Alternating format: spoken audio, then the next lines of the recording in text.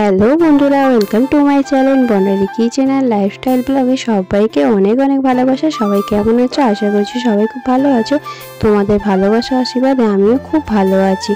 আজকে আমি তোমাদের সাথে একটা রেসিপি শেয়ার করছি, সেটা হলো তেলের পিঠে অথবা মালপোয়া, যেটা বলো। তো চলো বন্ধুরা, সম্পূর্ণ ভিডিওটি তোমরা স্কিপ না করে দেখতে থাকো। ভালো লাগলে অবশ্যই লাইক কমেন্ট করে জানিও।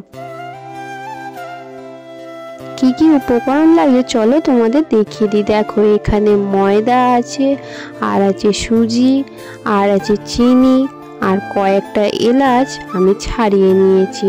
তো তার এখানে আছে মৌরি, আর এখানে আছে আমুল দুধ, অল্প পরিমাণে আমুল দুধ। দেখো এখানে 4 চামচের মতো আমুল দুধ আছে। আর এটা যেহেতু উষ্ণ জলের মধ্যে করতে হয়, তো জল গরমের মধ্যে দেখো প্রথমে চিনি আর আমুল দুধটা দিয়ে দিল। দেওয়ার পর পরিমাণ মতো লবণ দিয়ে দিল। দিয়ে এটা ভালো করে কিছুক্ষণ ধরে মিশিয়ে নিতে হবে, যতক্ষণ না পর্যন্ত চিনিটা গলে যাচ্ছে। তো এইভাবে তোমরা যদি না কখনো বানিয়ে থাকো, অবশ্যই এভাবে একবার বানিয়ে দেখো, খুবই সুন্দর খেতে হয়। তো দেখো গুলে যাওয়ার পর, চিনিটা গুলে যাওয়ার পর এবারে ময়দা দিয়ে দিল। তো ময়দাটা দিয়ে খুব ভালো করে এটাকে মিশিয়ে নিতে হবে হাতের সাহায্যে, যাতে ডলা পাকিয়ে না থাকে। তো এভাবে খুব ভালো করে কিছুক্ষণ ধরে মিশিয়ে নিতে হবে, অল্প অল্প করে ময়দা দিয়ে। তো একেবারেই সবটা দিলে ডোলা পাকিয়ে যাবে, সেই জন্য অল্প অল্প করে দিয়ে ভালো করে খুব ভালো করে হাতের সাহায্যে মিশিয়ে নিতে হবে। দেখো ময়দাটা খুব ভালো করে মিশিয়ে নেওয়া হয়ে গেছে। এবারে এর মধ্যে সুজিটা দিয়ে দিল, সুজিটাও অল্প কিছু দিল, দিয়ে আবারও কিছুটা পরে দেবে। তো এভাবে খুব ভালো করে হাতের সাহায্যে মিশিয়ে নিতে হবে, খুব ভালো করে। তো যতটা এটা ভালোভাবে তোমরা মেশাবে ততই ভালো হবে জিনিসটা। তো এবারে দেখো এলাচটাও দিয়ে দিল। দেওয়ার পর খুব ভালো করে ফাটিয়ে নিতে হবে। এটা যতটা সময় ধরে এটাকে ফাটাবে, এটা ততটাই সুন্দর হবে ভিতরটা, আর নরম হবে, আর খুব সুন্দরভাবে ফুলবে লুচির মতো। তো এভাবে দুধ অবশ্যই তোমরা দিও, দুধ দিলে এটা বেশি ভালো টেস্টি হয়। আর এটা যখনই বানাবে, যতটা পরিমাণ ময়দা নেবে তার 3 ভাগের 1 ভাগ সুজি দেবে। আর মিষ্টিটাও পরিমাণ মতো দিও, বেশি মিষ্টি হয়ে গেলেও এটা কিন্তু তাড়াতাড়ি পুড়ে যাবে, ভেতরটাও কাঁচা হয়ে যাবে। তো দেখো এভাবে কিছুক্ষণ ধরে ফেটিয়ে নিচ্ছে, অনেকক্ষণ ধরে ফেটিয়ে নিয়েছে। দেখো দেখে বুঝতে পারছো, ব্যাটারটা দেখেই বোঝা যাচ্ছে কতটা সফট হয়ে গেছে। দেখো পুরোপুরি মিশে গিয়ে খুব সুন্দরভাবে মিশে গেছে, ভালো করে ফেটিয়ে নেওয়া হয়ে গেছে। এবারে এর মধ্যে যে মৌরিটা ছিল, মৌরিগুলো দিয়ে দেবে। মৌরিগুলো এর আগে দেয়নি, কারণ বেশি টুকে যাবে। তো বেশি টুকে গেলে দেখতে কেমন লাগে। তো যাই হোক, সবশেষে মৌরিটা মিশিয়ে নেওয়ার পর এবারে এগুলোকে ভেজে নেবে। তো ব্যাটারটা দেখো, দেখে বুঝতে পারছো কেমন হয়েছে, পাতলাও না মোটাও না, মিডিয়াম। তো এটাই মেন, কিন্তু একটু এদিক ওদিক হলেই জিনিসটা কিন্তু ভালো হবে না।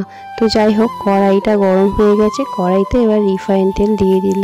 যেহেতু এগুলো রিফাইন তেলেই হবে, রিফাইন তেলে এগুলো ভাজা হয়। যাই হোক, দেখো তেলটা গরম হয়ে গেছে। এবার একটা কাপে করে নিয়ে এইভাবে তেলের মধ্যে দিয়ে দিল।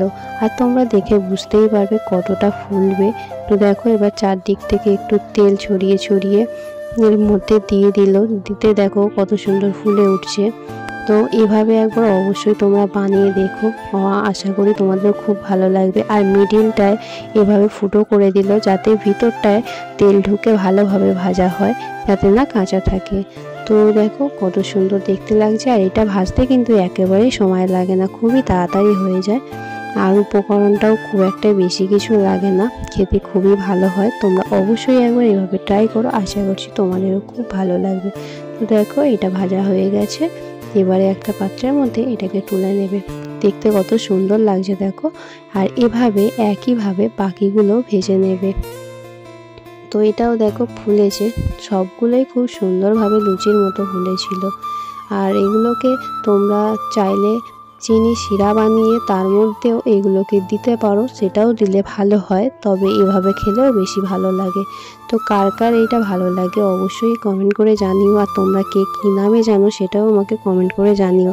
আমরা তেলের পিঠেও বলে থাকি, মালপোয়াও বলে থাকি। তো তোমরা কে কী নামে চেনো তোমরা অবশ্যই আমাকে কমেন্টের মাধ্যমে জানাবে। আর আমার চ্যানেলে যদি নতুন বন্ধু হয়ে থাকো, তাহলে চ্যানেলটি সাবস্ক্রাইব করে পাশে থাকা বেল আইকনটি ক্লিক করে রেখো, তো দেখে এটা কত সুন্দর ফুলেছিল, দেখতে কি ভালো লাগছে আর খেতে খুবই ভালো হয়। আমার চ্যানেলে সকল বন্ধুদের অসংখ্য ধন্যবাদ ও ভালোবাসা। সবাই এভাবেই সাপোর্ট করো, পাশে থেকো। তোমরা পাশে থাকলে তবেই আমি এগিয়ে যেতে পারবো, আর কেউ কখনো একা এগিয়ে যেতে পারে না। তাই সবাই সবার পাশে থেকো আর সবাই সবাইকে সাপোর্ট করো। তোমরা এভাবে যদি তেলের পিঠে না বানিয়ে থাকো বা মালপোয়া না বানিয়ে থাকো, তাহলে অবশ্যই আমার রেসিপি দেখে তোমরা একবার ট্রাই করো। আশা করছি খেতে তোমাদেরও খুব ভালো লাগবে। আর এটা খুবই একটা মুখরোচক খাবার, যেটা খেতে যখন তখন খাওয়া যায়। এটা খাওয়ার কোনো টাইম হয় না, যার যখন ভালো লাগে সে তখন খেতে পারে। দেখো অনেকগুলোই প্রায় হয়ে গেছে, আর কিছুটা ভাজা হলে হয়ে যাবে। তো সবটা তো আর ক্যামেরা করা সম্ভব না, আমি কয়েকটা তোমাদেরকে দেখালাম। তো এইভাবে অনেকগুলোই প্রায় হয়েছিল, তাই আমি সবটা তুলে নিই।